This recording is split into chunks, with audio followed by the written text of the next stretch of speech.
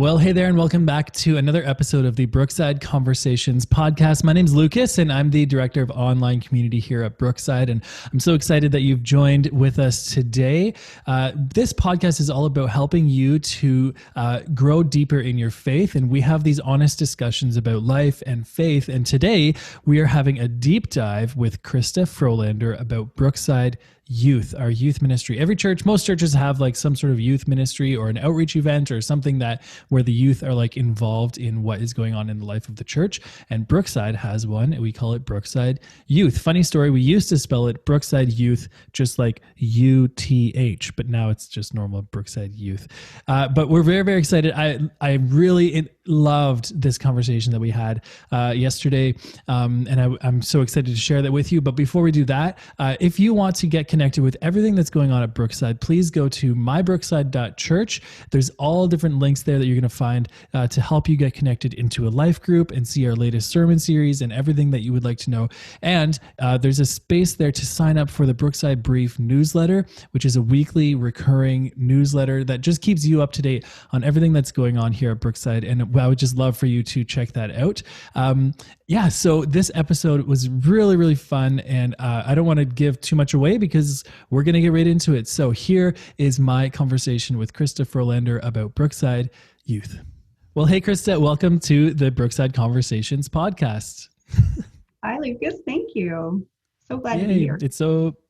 Me too. So excited for this conversation about Brookside Youth.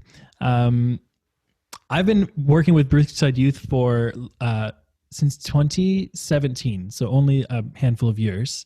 When did you start helping out with Brookside Youth? It's probably been 7 or 8 years now. So a little bit before you, but not a little bit before. You have a couple kids that have been, one has been through and one is currently in the youth group. That's right. Yeah. So my son Gareth just graduated high school, is in university now. And we pretty much, so maybe 7 years. So we kind of started youth with him. And then our daughter, Kesa, is grade 10, right in the midst of it. Kesa is pretty involved in the music stuff. Actually, Gareth was really involved in helping out with, he's so technically savvy and awesome. He is, yeah. I miss my IT person. Off to college. He's studying music. He's the coolest guy. My goodness. I would have to agree. Little bias there. Exactly. Oh my goodness. Some parents would probably struggle, I guess, or it'd be there'd be awkward moments where they're in youth group as a leader with their youth. Did you guys have any of that, or have you had any of that?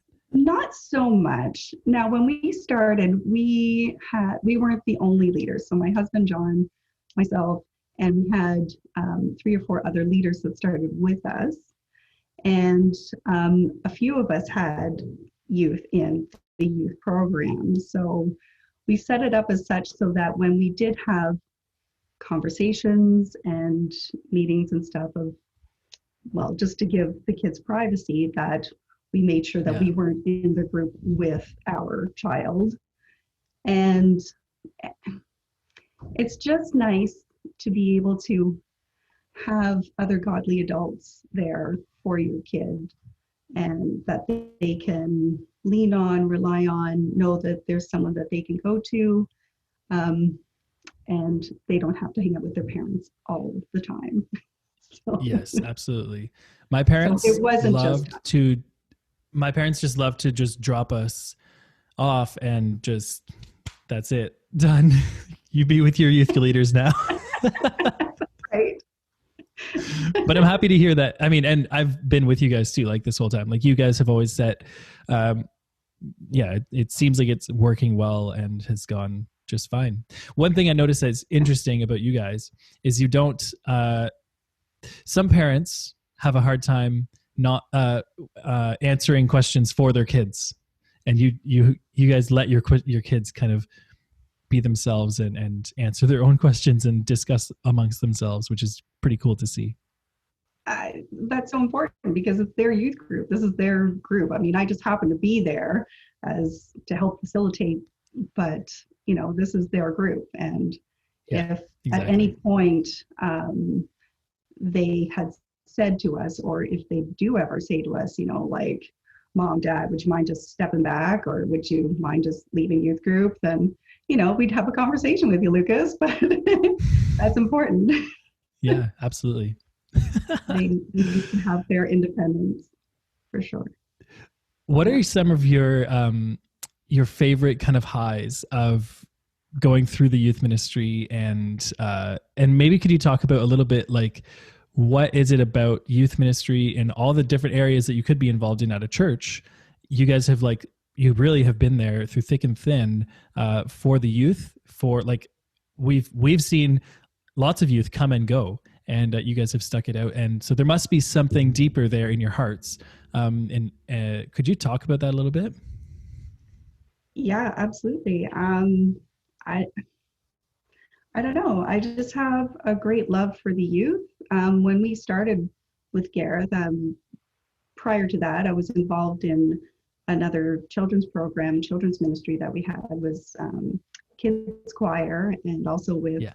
some of our Sunday school programming. And so I kind of grew up with the kids as Yeah. they ventured forward and going into youth group. But it was nice going in with that relationship with them, with that bond. And then when you go into youth group, that's when relationships really begin. That's when the real cool stuff starts to happen, because that's their whole time of self-discovery, and they can establish their own beliefs and thoughts, and learning about Jesus and God and what they actually think about it, as opposed to what they've been told by their parents and their family, and to really establish it as their own identity and as their own belief system, right? Oh So yeah. I don't know. I just love that. I love seeing, it's such a cool time. It's a whole transitional period for them, and they just go from being this awesome kid to just developing into this cool emerging adult with so many, Yeah. I don't know, they're so smart, and they're sophisticated, and just brilliant. And just some of the things that they come up with and think about, I don't know, it's just It's amazing. a real passion for it, I guess. Yeah. For As them. you're, like, going, you're like, you know what? I actually am totally into this. It's really, Yeah. like, that is And totally my yeah. favorite part. And for me, I think this experience is maybe just a couple years behind you, where I'm seeing kids that I started with now 5 years later going off to university, or some of them have come back and are volunteers now. And, Yeah. like, it's just so amazing to see them grow. At youth group, you have a really interesting opportunity to uh, ask questions. And because we're adults that are not like their parents, and we're not their teachers, we're just friends and spiritual helpers, they get to bring what they're interested in and bring that to youth group. And that's been my favorite part, is, like, when they're at youth group, they are totally free to be themselves and explore. And they can talk about things that they're struggling with, but more often than not, they're just excited to show us the things that they're passionate about, the things that they're working on or working through. And then from our perspective, the years go by, and you see them like that crazy growth. And we've seen a couple, Yeah. like, it's amazing to see them really turn into their own person too. That's totally my favorite part as well. Exactly. Yeah. Yeah. And I mean, it's not just kids from our church that have grown up in our church that are in the youth group. I mean, it's some of Right. their friends that they bring in. Some people just have heard about Brookside, that we have a youth program, and decide to try it. And, Yep. some of them coming in may not have ever had a church experience at all, and are just thinking, okay, well, what is this whole God thing all about? Right. Mm-hmm. And what I really love about our youth group, about Brookside, is that it's, no matter where you've come from, whatever your background was, whether you've been churched or not, this is your opportunity to learn about everything that God is, who he is for you. And they're all on the same level, right? Because this is their time to in their own way, and not as, well, I learned this when I was a kid and I memorized all these Bible verses and stuff. And it's just like, it's more of, it's on a deeper level, and it's more on a relational platform, I guess, for them at this point. Absolutely. And really cool, I right? totally agree. And to see them, because even those who went to a more traditional children's ministry, which is, I mean, it's important for children. That is kind of the point, is to really teach them things that they can commit to memory for their whole lives. But then in the youth group, you do get this more freedom to go, so now you've learned all that through Sunday school. Now let's kind of, what does that look like in your, especially because in high school, the social side of your life is just, that's it. That's your whole life is like a social game. And then the school game. And that's honestly, that's a lot of what we talk about is your friends, your friend groups, good decision-making, and school. And are you aiming high? Are you working well in your school? And it's pretty cool. And again, as an outsider in their life, somebody who gets to hang out with them kind of more periodically, to just be proud of them. Like, it's an honor to just be like, wow, like you're doing things that are incredible and you're doing great and I'm proud of you. And to give them that affirmation is really fun too. Yeah. Yeah. Agreed. Yeah. We do at Brookside Youth, we do, well, the last couple of years have been kind of different. But before that, we've done a couple of years where we kind of recurred or did events a few times in a row. Are there any kind of pinnacle events that you've come to really appreciate, or or what are some of your favorite moments? Well, that's hard because there's so many, and it really depends on each individual youth, in my mind. For the most part, I think it's the longer events that we get to do that give us more time together, so we can really establish and foster the relationships with them, and to really, for them to be able to let their guards down and be able to let us in and just to be themselves and just hanging out with each other and with us and just being able to have that time. So things like, we would go to Wonderland every year. So we would go to Toronto in a van or several vehicles and usually stay at a dorm there for a couple of nights. And we would enter Wonderland as soon as it opened Saturday, and we would stay till it closed. And we spent the entire day there. They would go off in their own groups, but then we would come back to wherever we were staying. Sometimes it was in a church basement. Sometimes it was, and just, it gives you that time with them, just being in the car, and they're talking amongst themselves, but they're also speaking with you, and they're just listening to whatever music they want to listen to, and they get to drive the conversation, and it's just really cool getting to know them on that level. And so something like that, we would take them camping, which was also really fun. Yeah, I was just going to say, our camping trips we only actually did a couple, officially, and we'll have to do more because they're so fun, and absolutely those times where they're in their own space, in their own world, just fleshing stuff out, talking. Sometimes it's never really deep, but when you have an eye for it, you do see God's hand at work, kind of working in their lives. And if we're able to go in and say, hey, wow, that was probably God, just giving them those moments to think about how God does go in and through their lives. And exactly. I remember one time we were driving, we did a winter retreat. We only did this one time because there wasn't a lot of kids interested, but the kids who came this one time, you're in the car with Lucas for 5 hours. It's this is so fun. And we listened to the whole Hamilton record, which was totally new to me. And they just were chit-chatting. But then like randomly they'd ask me these like deep, like, how do you do this as a family man? Or how do you do this as a Christian? Or how do you approach this subject? And it's like, this is gold. This is the moment that you kind of wait for, is these, like, they're waiting for you to answer with a Christian perspective, and to be able to speak into their lives, that life, like, that's what it's all about. By the way, what are you all about? And it's not just all about me. I need to know where you're coming from, and why are you even here? Put it right back at you. You're hanging out with us. Yeah. No, I love that. I love the whole relational aspect of it, and just seeing them grow, and then really being able for them to make connections, not just with us, but with God, and how things are in their lives are not just happenstance. It's all designed. They have a part in that, but how that all works together, and them realizing that, it's pretty cool. Yeah.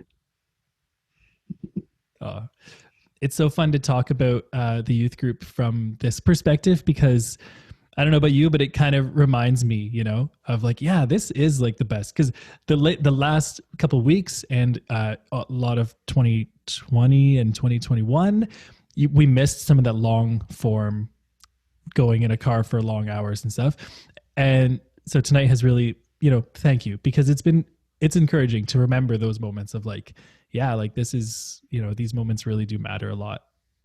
Absolutely. And even the virtual things that we're doing with them now, I mean, I think they may even bear more weight, because they are being isolated, and all that they're doing is maybe just being in their rooms. So they're doing school in their rooms, and their parents are probably working, and so they're not really speaking to them too much, and all their social aspects of their lives are in their rooms. So some of that, but it still is interesting. Like, I was kind of curious.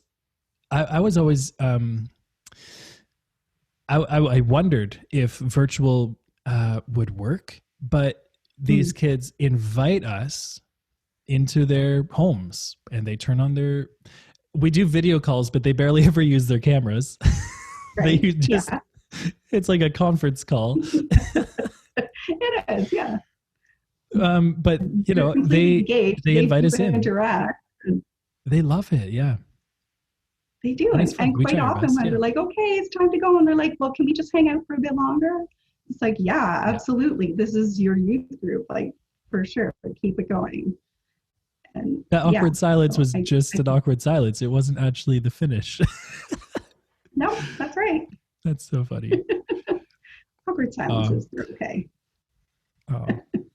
Well, Krista, thank you so much. I thank you for being part of the ministry and for taking time to chit chat about it.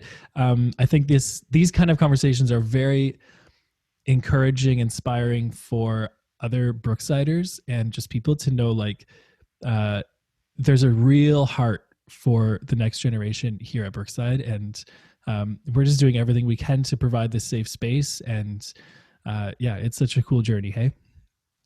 Absolutely. I think it's so important that these youth, they are the future of the church. They are the future of the planet.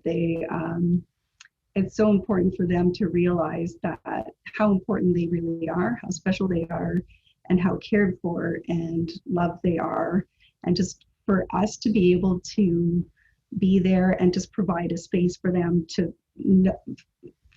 feel acknowledged and that they are important is a true blessing. It's an absolute pleasure. So thank you for providing that. It's amazing. Nice. Well, thanks, Krista. We'll talk to you soon. Well, I hope you really enjoyed that conversation we had about Brookside Youth. Me and Krista had a great time talking, and thank you, Krista, for being part of that on this podcast. That was, I think, your very, very first time ever going on a podcast, and so very, very exciting. Thank you so much for that. Guys, if you want to subscribe, that would just be the most amazing thing ever, so that you never miss an episode of this podcast, whether you're watching on YouTube or maybe you're listening on Spotify. Make sure you follow us, leave a rating and review. We'd love to check that out with you. And we really hope that you enjoyed today's episode. Next week on the podcast, we have a series called The Banter, where Pastor Greg and I recap and dive a little deeper on the previous sermon series. And we used to do this all the time, and now we do it just once in a while. So really excited to dive into that conversation as well. But until then, thank you for listening to the Brookside Conversations podcast.